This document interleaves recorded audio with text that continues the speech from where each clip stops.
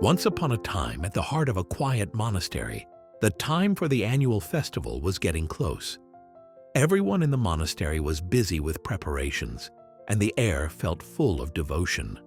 Like every year, they were going to place their most special and beautiful idol of God for everyone to worship. This idol wasn't just any statue. It meant so much to the monastery, representing the traditions and the faith of all the people who came there.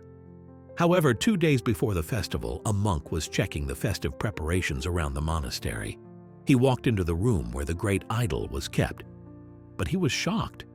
He found that the great idol was missing, and it was to be worshipped during the annual festival.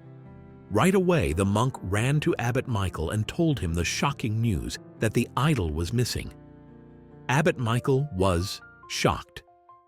He realized that something serious had happened. Although the devotees would be saddened by the great idol's absence, he decided to handle the situation. He calmly searched around. When he looked closely at the monastery's backyard, he saw broken pieces of the idol lying there. He suspected that perhaps someone had made a mistake simply out of curiosity. However, he refrained from directly accusing anyone, believing that the truth should be uncovered peacefully and with understanding. Whispers started going around the monastery. Could someone have stolen the idol?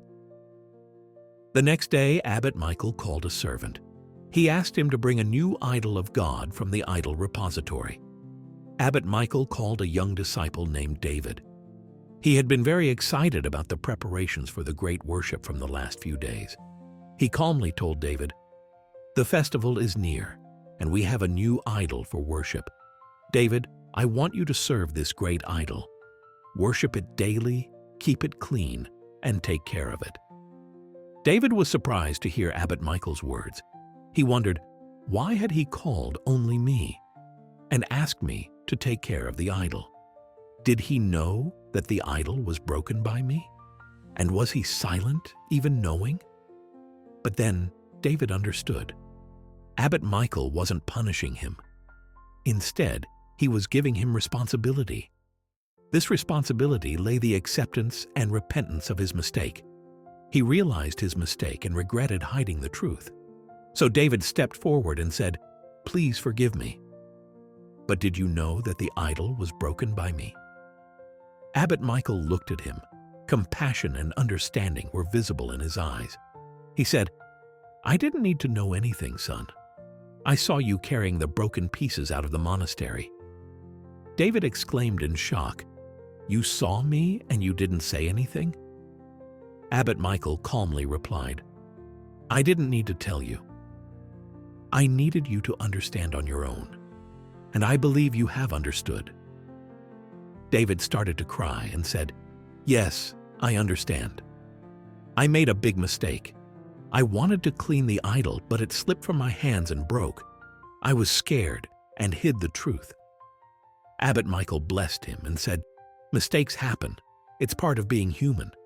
We can often fix broken things, but hiding the truth breaks the trust people have in us. That never fixed. You were brave to tell the truth today, and that's true devotion. Now, by taking care of this new idol, you can make things right and stay on the path of truth." Abbot Michael's words calmed David's heart. He learned that it's important to admit mistakes, tell the truth, and try to fix what you've done.